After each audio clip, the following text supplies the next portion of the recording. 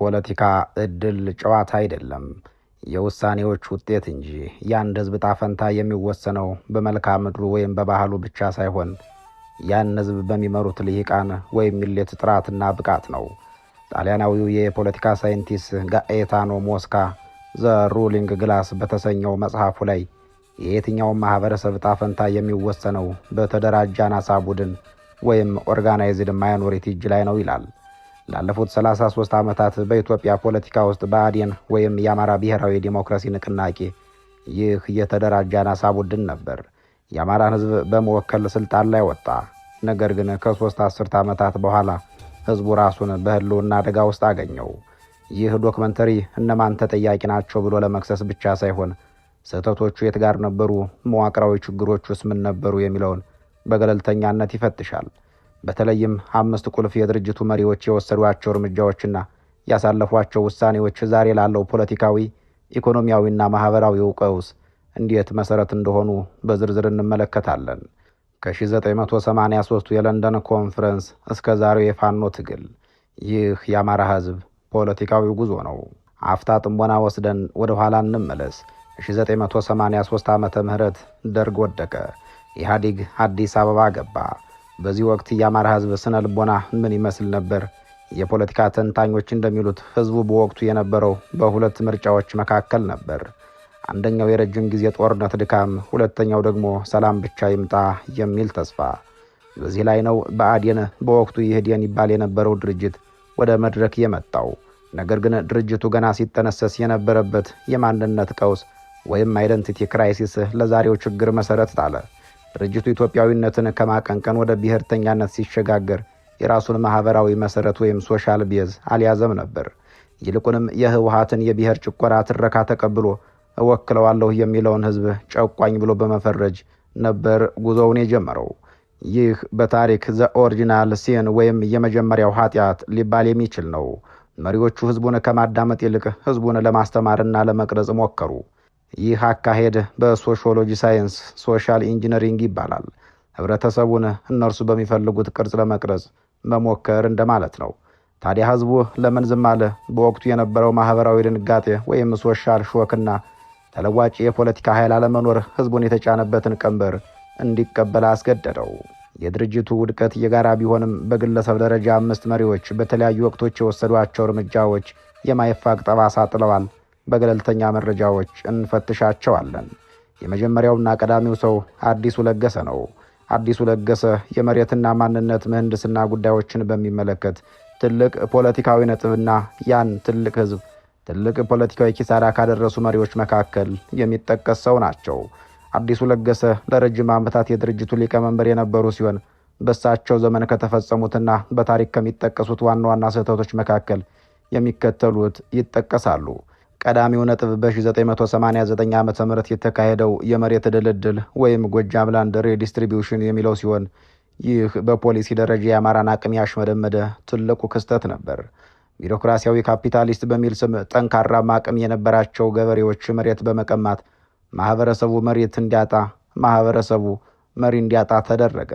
በኢኮኖሚክስ ካፒታል ዲስትራክሽን የሚባለው ይህ ነው። ያ ካፒታል ሳይጠራቀም እንዲበተን ተደረገ። ሁለተኛው ነጥብ የድንበርና የማንነት ጉዳዮች ናቸው። ወልቃይትና ራያ ወደ ትግራይ ክልል ሲካለሉ፣ እንዲሁም መተከል ወደ ቤንሻንጉል ጉሙዝ ክልል ሲካለል የብአዴን አመራሮች በሊቀመንበሩ አማካኝነት የሰጡት ፊርማና ይሁንታ የህዝቡን ጂኦፖለቲካ ጥቅም ወይም ጂኦፖለቲካል ኢንተረስት አሳልፎ የሰጠ ነበር። ይህ ውሳኔ ዛሬ ላለው ደም መፋሰስ ቀጥተኛ መንስኤ ነው። ሁለተኛው ሰው በረከት ስምዖን ናቸው። በረከት ስምዖን የትረካና የርዕዮተ ዓለም ቀኝ ግዛት በመባል የሚጠቀሱ ሰው ናቸው። አቶ በረከት ስምዖን የድርጅቱ ርዕዮተ ዓለም መሐንዲስ፣ በሳቸው ዘመን የተጻፈው በደል ወይም ሶፍት ፓወር ወይም የአእምሮ ተጽዕኖ ነበር። የትምክህተኛ ትረካ በሚል የአማራን ብሔርተኝነት እንደ ትምክህተኛና እንደ አደጋ በመፈረጅ ማንኛውም አማራ ስለ መብቱ ሲጠይቅ እንዲሸማቀቅ አድርገዋል። የምሁራኑ መገፋት የክልሉ ምሁራን በድርጅቱ ውስጥ ቦታ እንዳይኖራቸው በማድረግ ድርጅቱ ከምሁር የጸዳ ወይም ኢንተሌክቹዋሊ ባርን እንዲሆን አደረጉት። ይህ ድርጅቱ በአስቸጋሪ ጊዜ ስትራቴጂካዊ መፍትሄ እንዳያመነጭ ካደረጉት ነጥቦች መካከል የሚጠቀሰው ነው። ሶስተኛው የብአዴን ሰውና የአማራን ህዝብ ለፖለቲካ ማህበራዊና ኢኮኖሚያዊ ችግሮች ካጋለጡ መሪዎች መካከል ታደሰ ካሳ ወይም ጥንቅሹ የሚጠቀሱ ናቸው። እሳቸው የክልሉን የጸጥታ መዋቅር በማኮላሸት የሚከሰሱ ሰው ናቸው። በድርጅቱ የረጅም ጊዜ የአመራርና የጸጥታ ዘርፍ የነበራቸው ሚና ሚዛን ያልጠበቀ ትጥቅ ማስፈታት፣ ሌሎች ክልሎች ልዩ ኃይላቸውንና ሚሊሻቸውን ሲያጠናክሩ፣ በአማራ ክልል ግን ህዝቡ ትጥቅ እንዲፈታና የጸጥታ መዋቅሩ ለፌዴራል መንግስት ታዛዥ እንዲሆን ብቻ ተሰርቷል። የመረጃ ክፍተት ነበረባቸው። የክልሉ ደህንነት ቢሮ ለክልሉ ህዝብ ደህንነት ሳይሆን ተቃዋሚዎችን ለመሰለል ብቻ እንዲውል ተደርጓል። ይህም ክልሉ ለውጭ ወራሪው ለምሳሌ ህወሓት ጦርነት ሲከፍት በቀላሉ እንዲጋለጥ እንዳደረገው የሚነገር ነገር ነው። አራተኛው የብአዴን ጉምቱ ሰው ደመቀ መኮንን ናቸው። እሳቸው የዝምታ ፖለቲካ ወይም ዘ ፖለቲካል ኦፍ ሳይለንስ በመባል የሚታወቁ ሰው ሆነዋል። በለውጡ ዋዜማና በለውጡ ማግስት ከፍተኛ ተስፋ ተጥሎባቸው የነበረ ቢሆንም በምክትል ጠቅላይ ሚኒስትር ዘመናቸው የተፈናቃዮችን ጉዳይ ማለትም በቤንሻንጉል ጉሙዝ ክልልና በወለጋ የአማራ ተወላጆች ሲፈናቀሉና ሲገደሉ አቶ ደመቀ መኮንን በፌዴራል ደረጃ ወሳኝ ቦታ ላይ ሆነው ተገቢውን ፖለቲካዊ ጫና ወይም ፖለቲካል ሌቨሬጅ አልፈጠሩም። ስትራቴጂያዊ ስህተት ሰርተዋል ተብለውም ይታማሉ። በሰሜኑ ጦርነት ወቅት የአማራ ክልል ኃይሎች በበቂ ሁኔታ እንዳይታጠቁና እንዳይደራጁ ይልቁንም መከላከያ ስር እንዲሟሟቱ ተደርጓል። ለዚህ ኃላፊነት የወሰዱት አቶ ደመቀ መኮንን ናቸው ተብለው ይጠቀሳሉ። ይህ የህልውና ዋስትና ለሌላ አካል አሳልፎ የመስጠት ትልቅ ስትራቴጂካዊ ስህተት እንደሆነም ይነገርላቸዋል። አምስተኛውና የመጨረሻው ሰው አቶ ገዱ አንዳርጋቸው ናቸው። አቶ ገዱ አንዳርጋቸው ያልተጨበጠ ለውጥ በሚል የሚገለጹ ሰው ናቸው። የኦሮማራ ቅንጅትን በመፍጠር ለውጡ እንዲመጣ ትልቅ ጫና ተጫውተዋል። ሆኖም ግን የተቋም አለመገንባት፣ የህዝቡን ስሜት ቀስቅሰው ስሜቱን የሚሸከም ጠንካራ ፓርቲና ተቋም ባለመገንባታቸው ለውጡ ከመጣ በኋላ የክልሉን ጥቅም የሚያስጠብቅ የፖለቲካ ባርጌንግ ወይም ፖለቲካል ባርጌንግ አቅም መፍጠር ተሳናቸው። ከዚሁ በመነሳትም ከጨዋታ ውጭ እንዲሆኑ ተደርገዋል። በመጨረሻም ስርዓቱ ራሳቸውን ሲተፋቸው ህዝቡ መሪ አልባ ሆኖ ቀረ። የእነዚህ አመራሮች የ30 ዓመት ድምር ውጤት ዛሬ በአማራ ህዝብ ላይ 3 ግዙፍ ቀውሶችን ፈጥሯል። የመጀመሪያው ቀውስ የፖለቲካ ቀውስ ነው። የፖለቲካ ቀውስ ዛሬ የአማራ ህዝብ የፖለቲካ ወላጅ አልባ ሆኗል። የቀድሞ ብአዴን ፈራርሷል። ብልጽግና ፓርቲ ደግሞ የህዝቡን ጥያቄ እየመለሰ አይደለም። በፖለቲካ ሳይንስ ወይም ስቴት ሌጂቲመሲ ክራይሲስ የሚባለው ተፈጥሯል እንደማለት ነው። መንግስት በህዝቡ ላይ የኃይል የበላይነት ሊኖረው ይችላል፣ ነገር ግን የሞራል ተቀባይነቱ ወይም ሞራል አውቶሪቲ ያጥቷል እንደማለት ነው። ይህ ደግሞ ፋኖን የመሰለ ህዝባዊ የትጥቅ ትግል እንዲፈጠር አስገዳጅ ሁኔታን ፈጥሯል።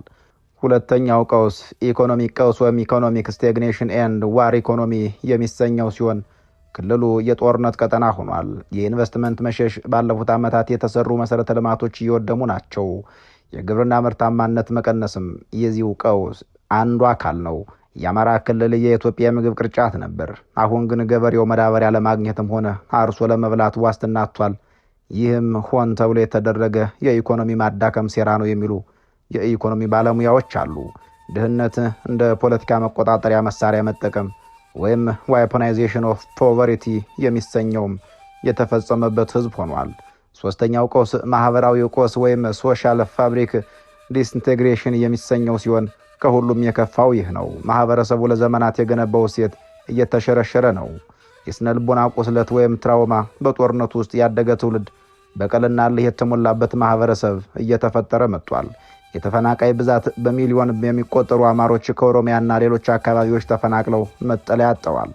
ይህ ዴሞግራፊክ ኢንጂነሪንግ ወይም የስነ ህዝብ ለውጥ ለማምጣት ታስቦ የተሰራ ስልታዊ ጥቃት ውጤት እንደሆነም የሚነገር ነገር ነው። ታዲያ መፍትሄው ምንድነው? ታሪክና ሳይንስ ምን ይላሉ የተባለ እንደሆነ ከዚህ የፖለቲካ አጣብቂኝ ለመውጣት 3 ወሳኝ እርምጃዎች ያስፈልጋሉ ይላል ምሁራኑ። የመጀመሪያው ከተጠቂነት ወደ ፈጣሪነት መሸጋገር የሚለው ነጥብ ነው። ፍሬድሪክ ኒቼ እንዳለው ህይወት ማለት የስልጣን ፍላጎት ወይም ዊል ቱ ፓወር ነው። የአማራ ህዝብ አሁን እያደረገ ያለው ራሱን የመከላከል ትግል ወይም ፋኖች የሚያካሄዱት ትግል የዚህ ህልውናን የማረጋገጥ ፍላጎት መገለጫ ነው። ነገር ግን ይህ ትግል ከስሜት ወጥቶ በጠራ የፖለቲካ ፕሮግራምና ዲሲፕሊን መመራት ይኖርበታል የሚሉትም የዚያኑ ያክል ናቸው። የትላንት መሪዎች እየረገምነው ከመኖር አዲስና ዘመናዊ ተቋማትን መገንባት ግድ ይላልም የሚሉት ተበራክተዋል። ሁለተኛው ነጥብ የኢኮኖሚ ራስን መቻል ወይም ኢኮኖሚክ አውቶኖሚ የሚሰኘው ጽንሰ ሐሳብ ሲሆን የፖለቲካ ነጻነት ያለ ኢኮኖሚ አቅም ባዶ ነው ይላሉ። የአማራው ማህበረሰብ በሀገር ውስጥም በዲያስፖራም የራሱን የፋይናንስ ተቋማት፣ የቴክኖሎጂ ማዕከላትና የንግድ ሰንሰለቶች መፍጠር ይኖርበታል። እንደ አይሁዶች ወይም እንደ ጃፓኖች ከውድቀት በኋላ በስራ ባህልና በትምህርት መነሳሳት ግዴታው እንደሆነም ይነሳለታል። ሶስተኛው ነጥብ አዲስ ማህበራዊ ውል ወይም ኒው ሶሻል ኮንትራክት መገንባት የሚለው ነጥብ ነው። ከሌሎች ኢትዮጵያውያን ወንድሞች ጋር የሚደረገው ግንኙነት በድሮ የአሳዳጊነት ስሜት ሳይሆን በእኩልነትና በጋራ ጥቅም ላይ የተመሰረተ መሆን አለበት። ብአዴን የፈጠረው የተዛባ ግንኙነት ተስተካክሎ አማራው እንደ ማንኛውም ህዝብ መብቱ ተከብሮ ግዴታው ተወጥቶ የሚኖርበት ስርዓት መፍጠር ይገባል የሚሰኘው ነው። የአምስቱ የብአዴን መሪዎች ታሪክ የስልጣን የክህደትና የውድቀት ትምህርት ቤት ነው። ባለስልጣናቱ የአማራን ህዝብ ለጊዜው አስጎንብሰውት ይሆናል፣ ነገር ግን አልሰበሩትም። ታሪክ እንደሚያስተምረው ታላላቅ ህዝቦች የሚፈተኑት በታላቅ መከራ ነው። አሁን ያለው ጨለማ የንጋት ዋዜማ መሆኑን ማመንና ለዛ ንጋት በብልሃት መስራት የዚህ ትውልድ ድርሻ ነው በሚል ለአሁኑ እንሰናበታለን። ለዛሬ በዚህ አበቃን። ቸር ያገናኘን።